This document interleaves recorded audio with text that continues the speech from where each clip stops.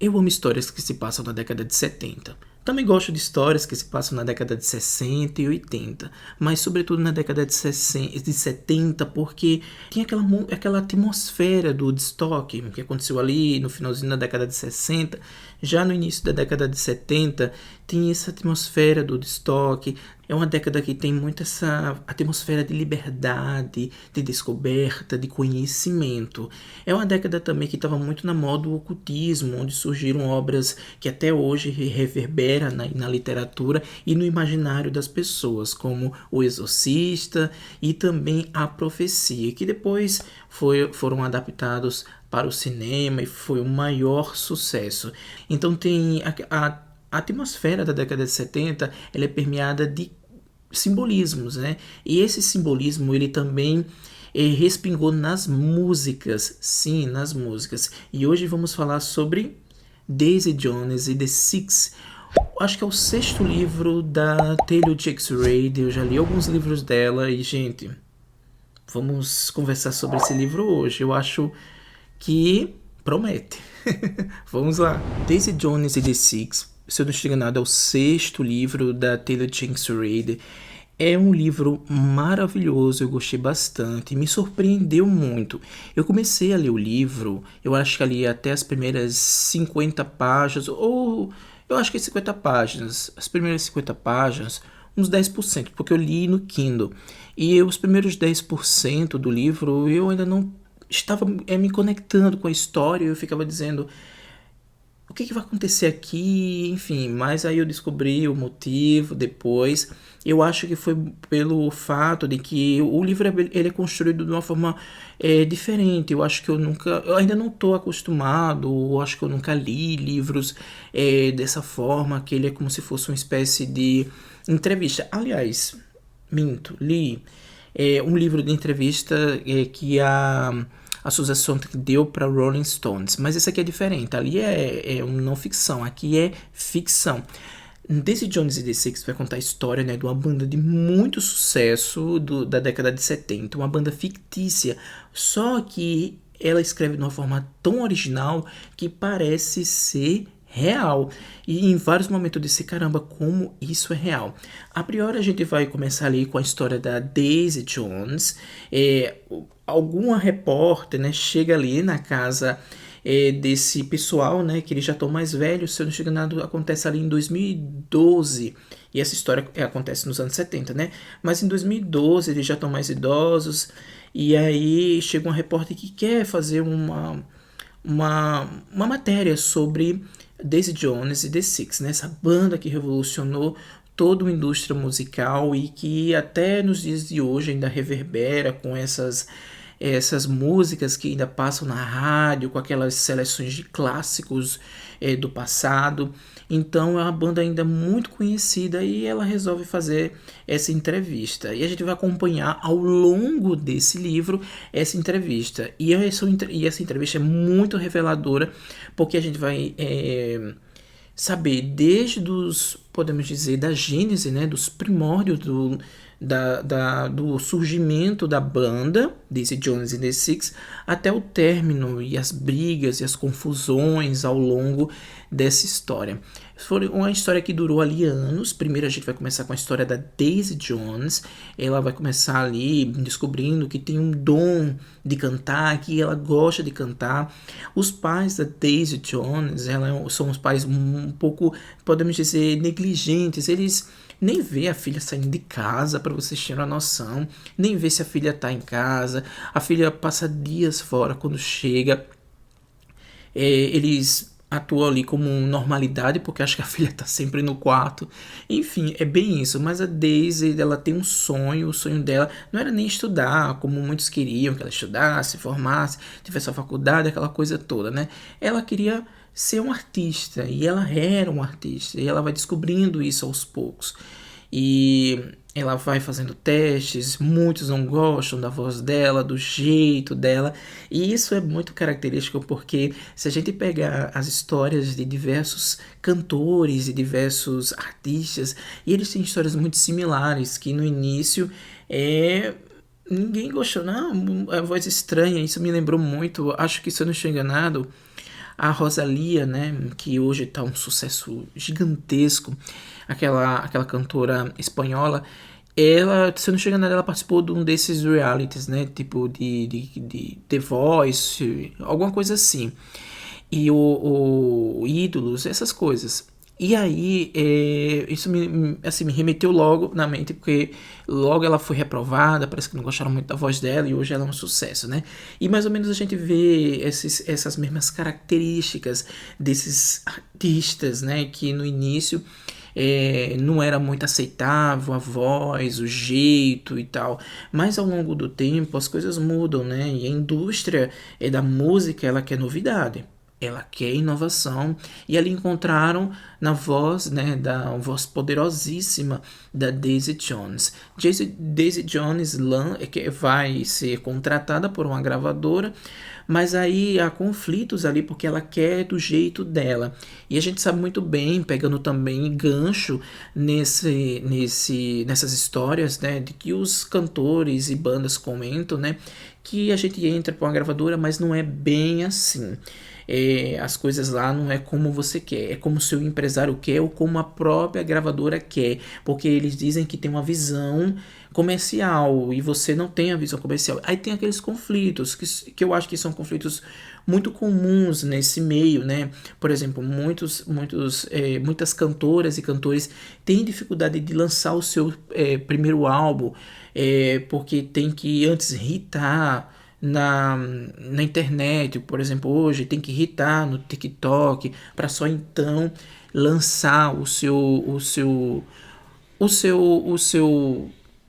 álbum, né, de estreia. É mais ou menos isso. Então eles pegam esse gancho. Hoje em dia é mais ou menos assim, porque tudo está mais voltado para as redes sociais. Então eles utilizam as redes sociais como termômetro. E naquela época era um parecido, mas era um pouco diferente, né? Porque eles primeiro lançavam a cantora ali com algum single nos bares, nas casas de shows, para sentir o que a plateia estava pedindo, né?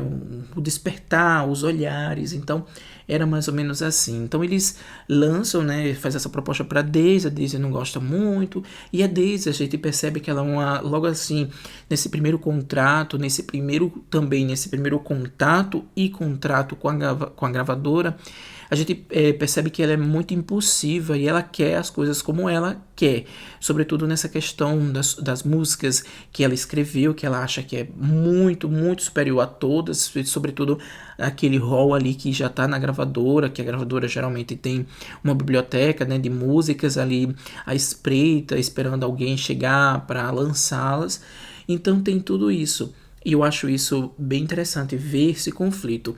O livro todo é basicamente o backstage, né? São os bastidores de uma banda que de muito sucesso ali, e a gente vai ver tudo por trás, né? Desde os conflitos das gravações, todo o repertório, a escolha do repertório, as ordens das músicas, que isso é importante porque as ordens das músicas impactam de certa forma quem tá ouvindo. E naquela época, gente, é uma época assim que é diferente da de hoje, que a gente consome músicas muito por pedaço, só um single é lançado, uma única música, e assim, raramente hoje em dia se ouve um álbum completo do início ao fim.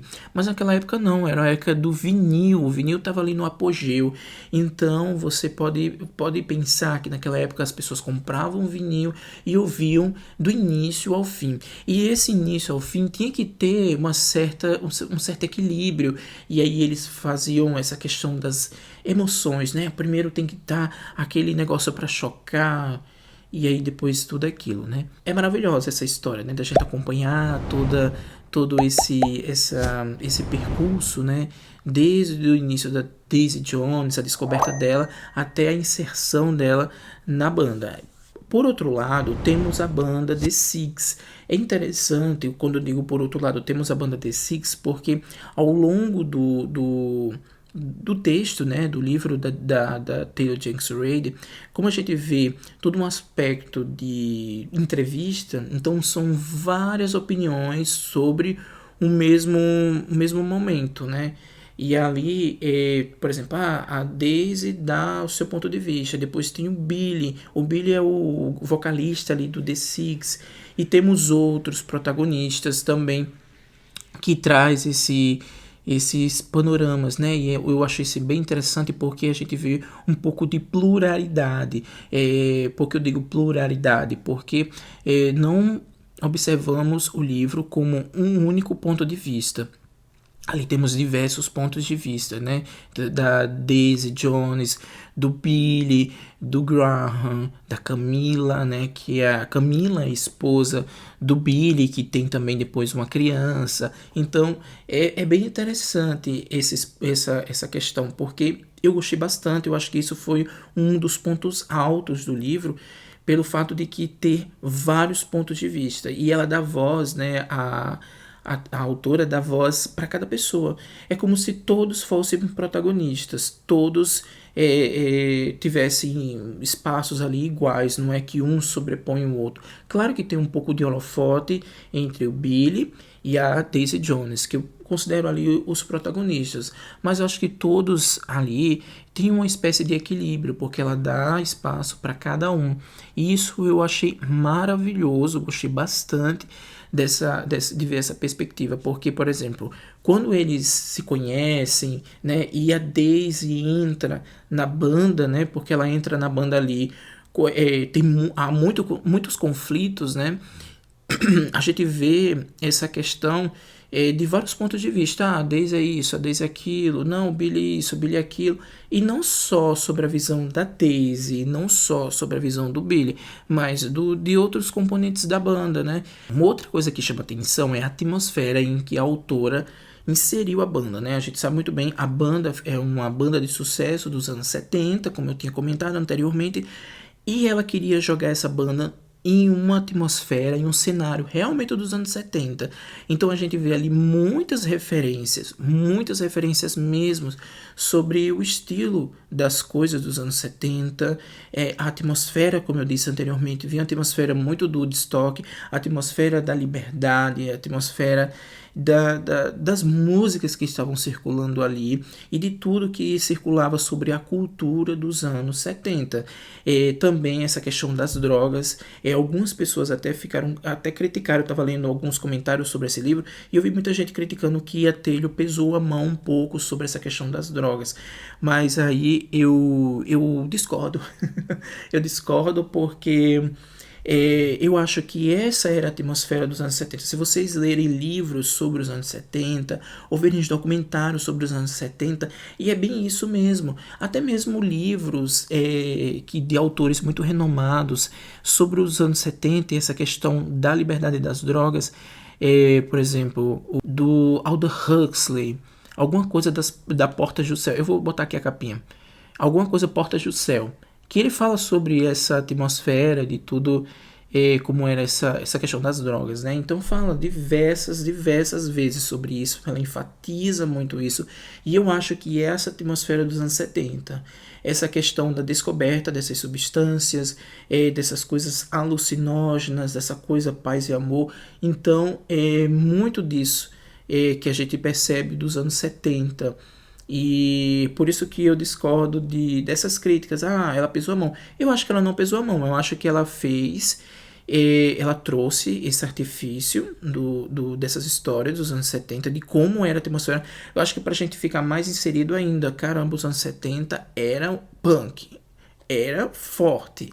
Era bem impactante. E eu acho que era bem isso mesmo.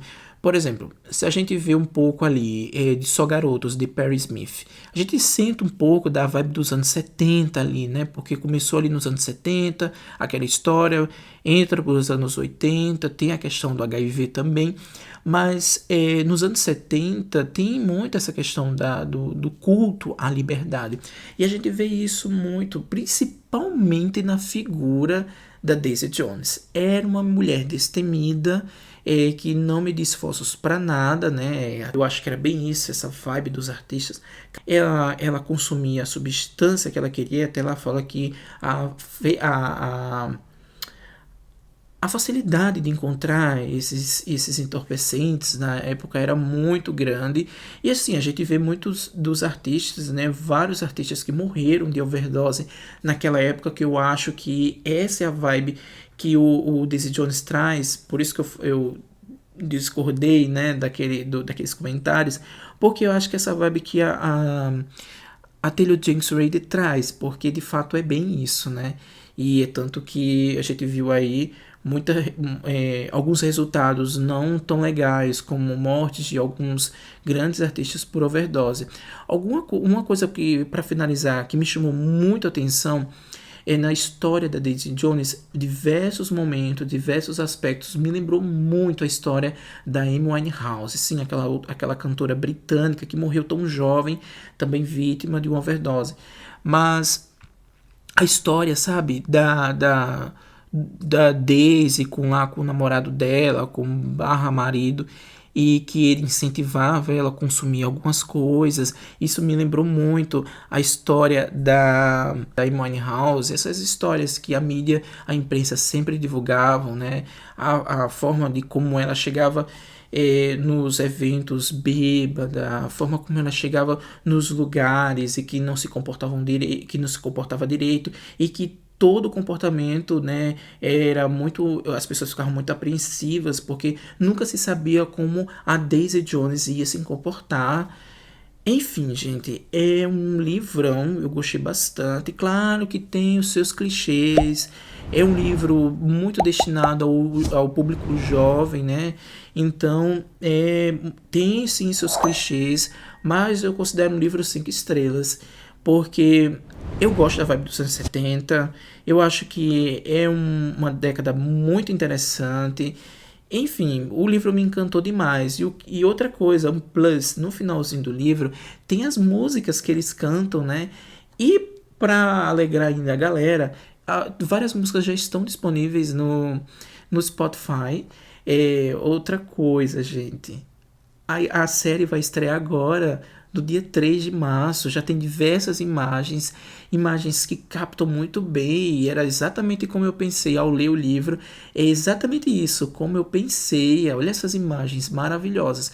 Exatamente essas imagens, como foi algo que estava muito idealizada na minha cabeça, essa atmosfera, esse cenário, esses personagens, como eles estão aí caracterizados. E já tenho vinil para vender, você não tem noção. Sim, porque eu não sei se vocês sabem, mas o vinil voltou com tudo. Eu já tenho alguns aqui. O vinil voltou com tudo, gente. E ninguém quer saber mais de CD. CD é coisa do passado, vinil também é coisa do passado, mas agora tá com tudo. Diversos artistas, eu acho que quase todo artista, sobretudo internacional, lança seu álbum de forma digital, né, nas plataformas, mas também estão lançando vinil e voltou com tudo. E eu tô apaixonado. Então é muito, muito interessante redescobrir esse vinil. Olha, já tem uma gama de fãs aí na internet sobre isso. Eu recomendo muito, tá? É isso, eu espero que vocês tenham gostado. Se gostou, dá aquele like, se não está inscrito no canal, se inscreve e até mais. Tchau!